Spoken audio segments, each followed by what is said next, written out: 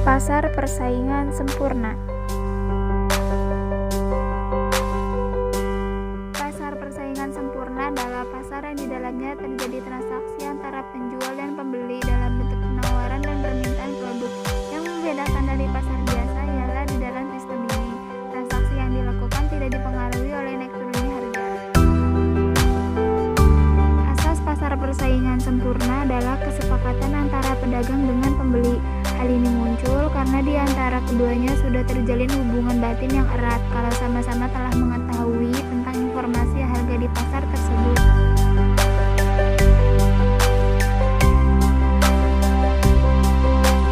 Ciri-ciri pasar persaingan sempurna. Yang pertama, harus ada penjual dan pembeli yang jumlahnya sama banyak. Dengan kondisi semacam ini, penjual tidak bisa memainkan harga, karena pasti pembeli mengetahui informasi tentang harga asli yang beredar di pasar tersebut. Yang kedua, pedagang bebas menutup atau membuka usaha. Di dalam sistem pasar persaingan sempurna, pihak pedagang diberi kebebasan untuk menutup atau membuka usahanya. Jika sistem ini dirasa merugikan, maka silahkan niaganya dihentikan maupun sebaliknya. Yang ketiga, barang yang dijual bersifat homogen.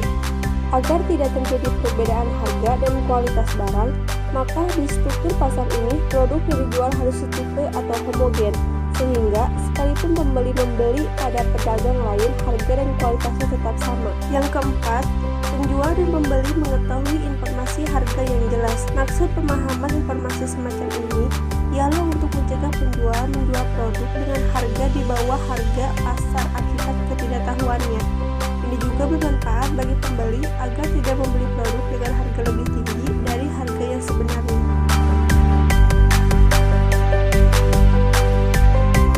Kelebihan dari pasar persaingan sempurna. Yang pertama, peluang eksploitasi konsumen cukup rendah dalam persaingan sempurna. Kedua, pasar persaingan sempurna dianggap berorientasi pada konsumen. Ketiga, di struktur pasar ini sangat sedikit atau tidak ada biaya iklan karena produknya homogen. Yang keempat, tidak perlu mengeluarkan banyak uang untuk iklan karena penjualan akan terjadi secara otomatis jika perusahaan menentukan harga lebih rendah dari pesaing.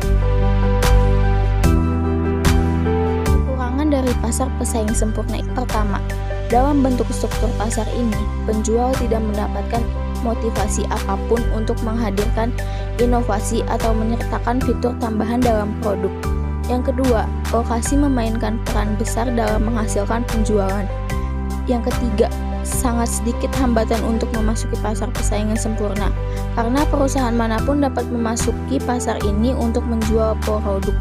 Itu berarti kemungkinan pesaing akan jadi lebih banyak.